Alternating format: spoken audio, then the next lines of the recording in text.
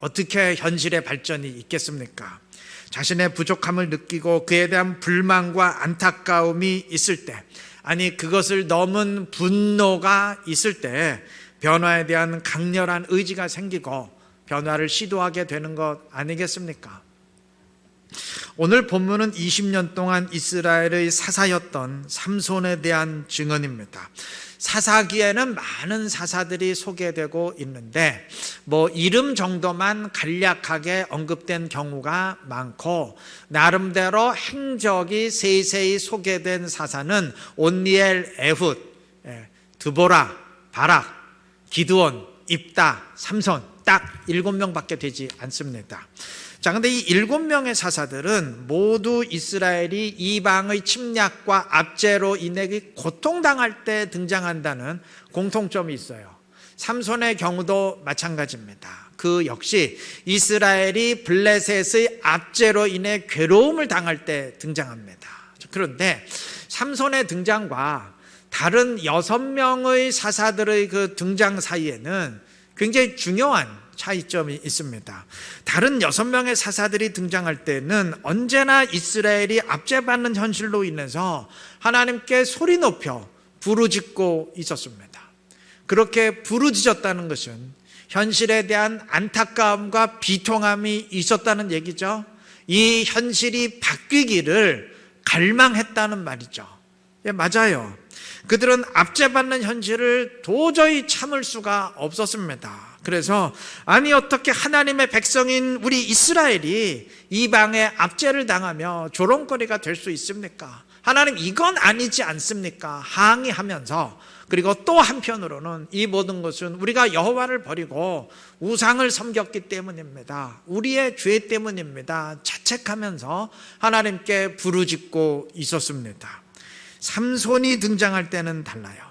그가 등장할 때에는 백성들이 블레셋의 압제를 받는 현실에 대해서 전혀 부르짖고 있지 않았습니다. 현실에 대한 불만이 없었다는 말이죠. 비통해하거나 분노하는 대신 어쩔 수 없는 것 아니냐 하면서 그냥 받아들이고 있었다는 말입니다. 여러분, 이러한 상황에서 변화는 일어날 수 없어요. 현실에 대한 그 안타까움과 비통함이 없는데 어떻게 현실이 바뀌겠습니까? 결과는 말 그대로였어요. 다른 6명의 사사들 때에는 언제나 이스라엘이 담대히 이방과 싸워서 자유를 쟁취했지만 삼손 때만큼은 그러하지 못했습니다. 그가 사사로 있는 동안 이스라엘은 블레셋과 전혀 싸우지 않았고 싸우지도 않았으니까 당연히 자유를 되찾을 수 없었죠. 계속 블레셋의 압제 아래 있었을 뿐입니다. 유일한 예외였는데 따지고 보면 지극히 당연한 일이에요. 현실에 대한 불만이 없는데, 비통함이 없는데 그냥 이대로 살겠다는데 어떻게 현실이 바뀌겠습니까? 그래 놓고도 현실이 바뀐다면 도리어 그게 이상한 일 아니겠어요? 여러분, 잘못된 현실에 대해 비통함과 분노를 품지 못한 것은 백성들뿐만이 아니에요. 심지어 사사인 삼손 자신도 마찬가지였습니다. 다른 6명의 사사들은 모두 압제받는 현실에서 벗어나기 위해서 이스라엘의 군대를 조직했지만 삼손은 단 한 번도 블레셋과 싸우기 위해서 백성들을 규합한 적이 없었습니다. 물론 군대를 조직하려 했어도 그냥 이대로가 좋다는 식의 백성들이 과연 모였겠느냐 의문이 들긴 하지만 여하튼 삼손도 그러한 시도를 하지 않았어요. 삼손 자신도 굳이 블레셋과 싸울 생각이 없었다는 의미입니다.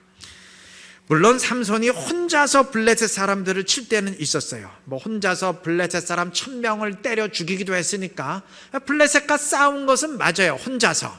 그런데 엄밀히 따져보면 그는 결코 민족의 자유를 찾기 위해 의도적으로 블레셋과 싸운 사람이 아니었습니다. 그는 자기를 건드리고 화나게 하는 사람이 있을 때 그 화풀이 차원에서 그들을 쳤는데, 그렇게 자기를 건드린 사람들이 언제나 블레셋 사람이었어요. 그래서 블레셋 사람 친 겁니다. 다시 말하면 그는 만약 자기를 건드리는 사람이 없었다면 싸우지 않았을 것이고, 만약 자기를 그렇게 건드리고 화나게 하는 사람들이 블레셋 사람들이 아니고 이스라엘 사람이었다면 도리어 이스라엘과 싸웠을 사람이에요. 그러니까 결국 삼손이나 이스라엘 백성들이나 다 마찬가지입니다. 자신들이 처한 현실에 대한 안타까움이나 비통함이 전혀 없어요. 뭐 이러면 어떻고 저러면 어떠냐, 그런 식입니다. 그 사사의 그 백성들입니다. 여러분, 삼손 당시 하나님의 뜻은 분명 이스라엘을 블레셋으로부터 구원하는 것이었습니다. 하나님 자신이 그것을 원하셨고, 그래서 삼손을 통해서 이스라엘을 블레셋으로부터 구원하시겠다고 아예 삼손이 태어나기 전부터 분명히 선포를 하셨습니다. 그런데 아무리 하나님이 그렇게 뜻하셨다고 한들 백성들이나 삼손이나 모두 그럴 마음이 없다는데, 뭐 굳이 현실을 바꾸기 위해서 블레셋과 싸울 마음이 없다는데 무슨 소용이 있겠어요? 이 지경이면 하나님도 별 수 없어요. 제가 언젠가 줄탁동시라는 말을 소개한 적이 있습니다. 병아리가 알에서 나올 때 안에서 부리로 껍질을 툭툭 친다고 합니다. 그러면 어미닭도 그 소리 나는 부분을 찾아서 자신의 부리로 두들기고 그렇게 함께 알을 깨며 부화한다고 하는데, 그것을 한자 말로 줄탁동시라고 합니다. 영적인 일도 그렇습니다. 하나님이 두들기고 인간이 두들기고 그렇게 서로 뜻이 맞아야 됩니다. 그래야 일이 이루어져요. 이스라엘의 구원이 하나님께 달려있다고 해서, 물론 그 말은 맞아요. 하나님께 달렸습니다. 그러나 그렇다고 해서 하나님이 처음부터 끝까지 대적들 다 물리쳐 주시고 이스라엘을 구원해 주시는 게 아니에요. 이스라엘도 현실에 대한 안타까움과 비통함, 분노를 지니고 일어서 싸우겠다는 의지가 있어야 돼요. 그래야 일이 이루어집니다. 그게 아니라면 아무리 하나님이 원하셨다고 한들 아무 일도 벌어지지 않습니다. 사도행전 17장 16절에 의하면 바울 사도가 아덴에 들어가서, 그러니까 오늘날 아테네죠. 아테네에 들어가서 전도할 때 그 성에 우상이 가득한 것을 보고 마음에 격분했다 그랬어요. 여러분, 격분했다는 말이 무슨 의미인지 아시죠? 바로 이 사실이 바울이 복음을 위해 헌신할 수 있었던 이유를 설명합니다. 바울은 그곳의 사람들이 하나님을 모르고 우상만 섬기고 있는 현실을 도저히 참을 수가 없었어요. 비통함을 느꼈고 분노했습니다. 여러분, 왜 우리가 바울처럼 행동하고 말하지 못할까요? 바울은 사람들이 주님을 모르고 다른 것을 섬기는 현실에 격분했지만 우리는 무감각하기 때문입니다. 바울은 비통함을 느꼈지만 우리는 아무 감정이 없기 때문입니다.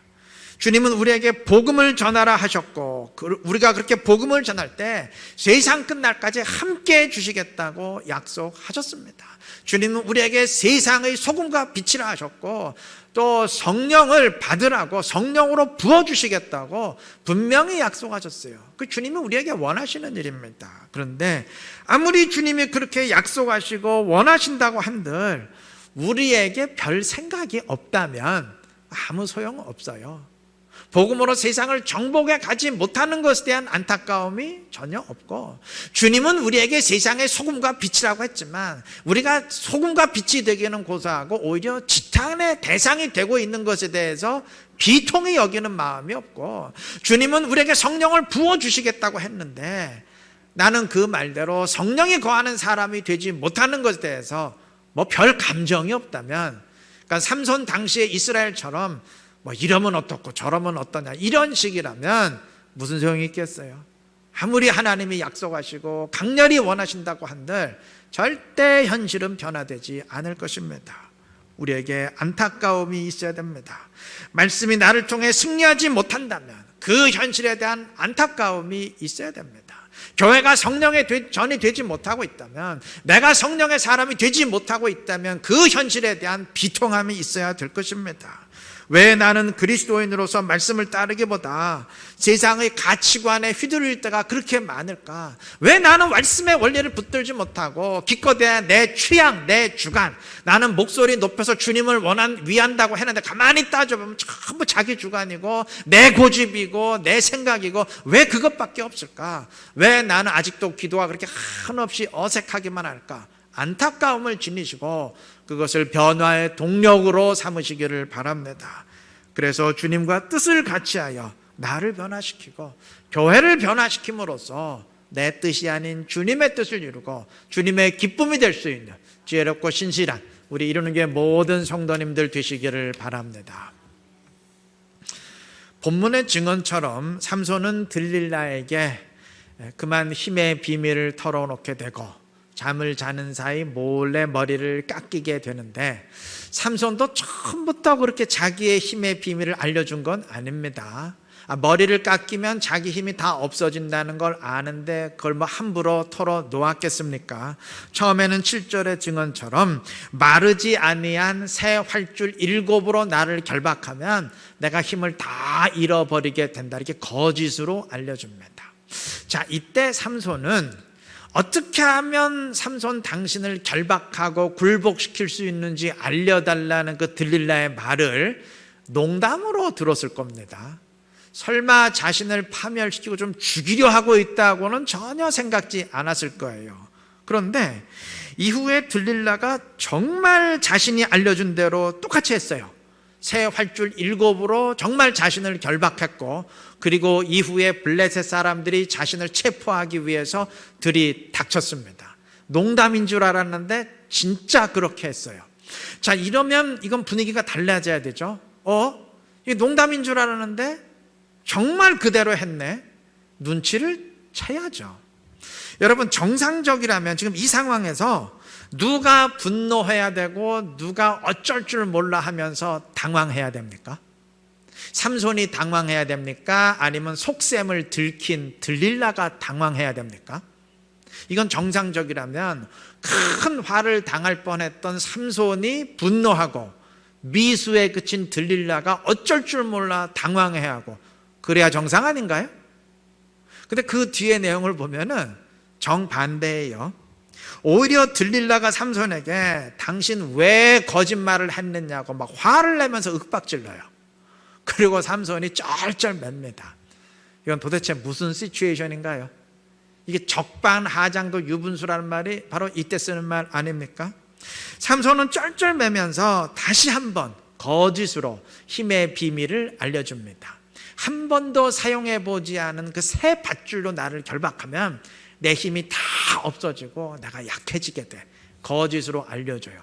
그랬더니 이번에도 들릴라는 그대로 합니다. 새 밧줄로 삼손을 결박하고, 그리고 역시 블레셋 사람들이 삼손을 체포하기 위해서 들이닥쳐요. 자, 2번 일이 이렇게 됐어요.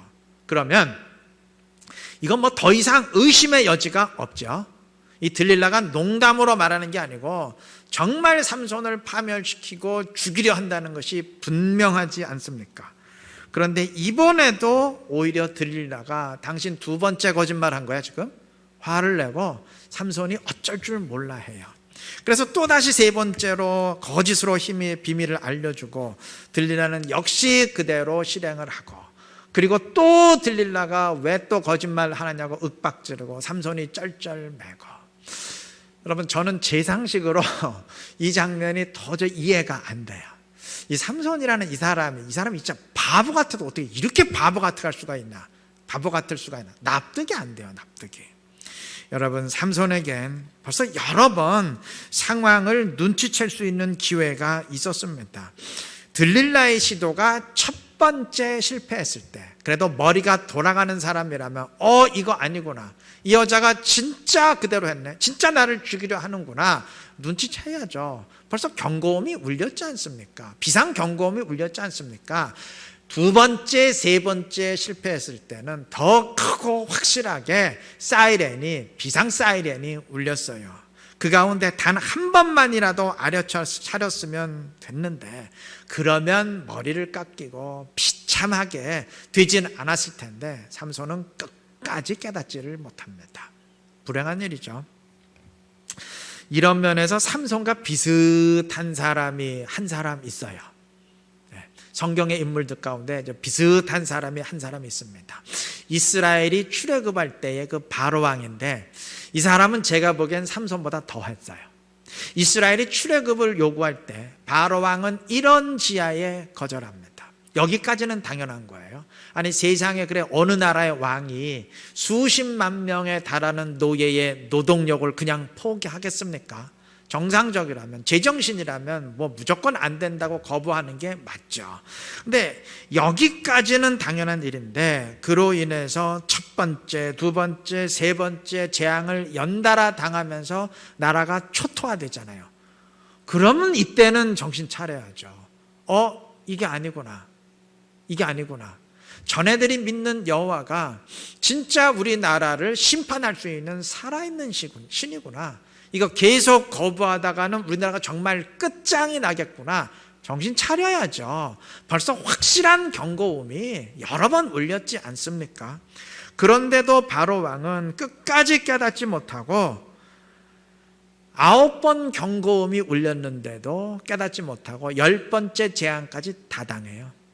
도중에 한 번만이라도 깨달았으면 나머지 재앙들은 피할 수 있었고 자기 자식까지 죽는 일은 막을 수 있었어요. 그런데 끝까지 깨닫지 못했습니다. 이것을 보면서 아이고, 어떻게 그렇게 어리석었나 싶지만 명심해야 됩니다. 여러분, 우리도 얼마든지 이럴 수 있어요. 우리도 얼마든지 21세기에 삼손이 될 수 있고 바로 왕이 될 수 있습니다.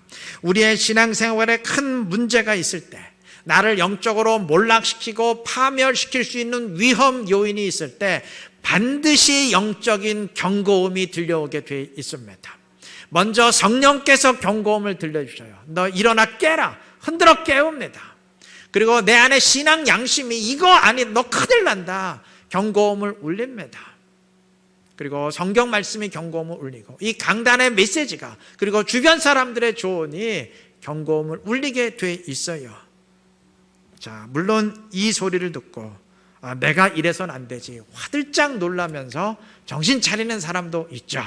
그런데 안타깝게도 끝까지 깨닫지 못하고 몰락하는 사람들 많습니다. 요즘에 신천지가 난리죠. 우리 교회에서도 불과 얼마 전에 한 2달 된 것 같아요. 어느 집사님이 우리 교회 잘 출석하다가 신천지로 빠졌어요. 그때 여러 번 경고음을 들려줬습니다. 그거 아니라고 부목사가 붙잡고 얘기하고 내가 여러 번 경고음 울려줬어요. 근데 깨닫지를 못해요. 결국 그렇게 몰락하게 된 거 아닙니까? 여러분, 삼손의 힘의 비밀을 거짓으로 알려줄 때 처음에는 전혀 엉뚱한 답을 알려주었어요. 마르지 아니한 새 활줄이건 한 번도 사용해 보지 않은 새 밧줄이건 전혀 힘의 비밀과는 상관이 없죠. 전혀 번지수가 달라요. 그런데 여러분, 세 번째 거짓으로 알려줄 때는 드디어 머리털을 언급했습니다. 나의 머리털 7가닥을 배틀의 날실에 섞어 짜면 내가 힘을 잃게 된다. 13절의 내용입니다. 물론 아직까지는 비밀이 아니고 거짓입니다. 그런데 이전의 답변과는 차원이 달라요. 머리털을 언급함으로써 거의 비밀 근사치까지 왔어요. 여기서 한 번만 더 나가면, 한 걸음만 더 나가면 진짜 비밀, 진짜 끝장입니다. 자, 정상적이라면 이때 삼손이 속으로 이크 하고 놀라야 됩니다. 아이고, 내가 그만 머리털을 언급하고 말았네. 이러다가 정말 내가 큰일 나겠네. 정신 차렸어야죠. 우리 역시 마찬가지입니다. 영적인 내리막길로 향할 때 어느 순간 스스로 깜짝 놀랄 수 있어야 됩니다. 한 번, 두 번 기도를 쉬는 일이 많아질 때, 그러면서도 별 감각이 없을 때, 주님과의 거리가 슬슬 멀어지고 점점 서먹서먹해질 때, 한 번, 두 번 11조 빼먹어도 별 가책이 없을 때, 그리고 말씀의 원리를 따르기보다는 내 주관대로 세상의 사고방식대로 하면서도 별 가책이 없을 때, 어느 순간 화들짝 놀라야 됩니다. 야, 이러다 내가 정말 큰일 나겠구나. 스스로 깨닫고 정신 차려야 됩니다. 여러분, 삼손은 들릴라의 계교 때문에 파멸했는데 삼손이 힘이 약해서 들릴라에게 졌습니까? 힘이 약해갖고 들릴라의 계교에 넘어간 거예요? 아니죠. 힘으로 따지면 그건 들릴라 정도는 아무것도 아니죠. 그런데 삼손 스스로가 정신줄을 놓았기에 전혀 깨닫지 못하고, 그래 경고음이 수없이 울리는데도 전혀 깨닫지 못하고 그냥 바보처럼 행동하다가 스스로 파멸한 것 아니겠습니까? 우리 역시 영적 싸움에서 패배하고 무너진다면 그건 힘이 약해서 무너지는 게 아니에요. 정신이 혼미해져가지고 내 정신이 다른 데 팔려서 과연 무엇이 진리이고 과연 무엇이 진정 나를 위한 것인지, 나를 영적으로 살리는 길인지 착각하기에 무너지는 것 아니겠습니까? 여러분, 바닷물 다 마셔봐야 그 바닷물 짜다는 거 알겠어요? 삼손처럼 정말 끝장이 나봐야 이러면 안 되는 거고 그때야 깨달아야 되겠습니까? 경고음이 울릴 때 말씀이 나에게 긴박한 사인을 보내고 성령이 정신 차리라고 흔들어 깨우실 때, 주변 사람들이 말씀을 통해 그거 아니라고 경고할 때 그때 깨닫고 돌이켜야 되지 않겠어요? 그게 지혜로운 사람 아닙니까? 아니 뭐 지혜로울 것도 없고 최소한의 상식이 있다면 그게 맞는 말 아니겠어요? 우리 다들 그렇게 하시기를 바랍니다. 누구라도 마찬가지예요. 그 누구라도 흔들릴 수 있습니다. 여러분, 다윗도 넘어진 적 있었고요, 모세도 흔들린 적 있었고, 엘리야도 죽기를 바랬던 적 있어요. 그런 위인들도 흔들리고 넘어질 수 있었다면 우리도 얼마든지 넘어질 수 있습니다. 그때마다 경고음은 반드시 들려오게 돼 있어요. 정신 차리고 그 소리 들으시기를 바랍니다. 그래서 길이 어긋날 때마다 경고음 듣고 돌이킴으로써 늘 나를 쳐서 복종시키고 주님의 뜻에 나를 맞추고, 그래서 언제나 주님과 함께 주님의 길을 걸어갈 수 있는 지혜롭고 신실한 우리 모두가 되시기를 그리스도의 이름으로 축원합니다.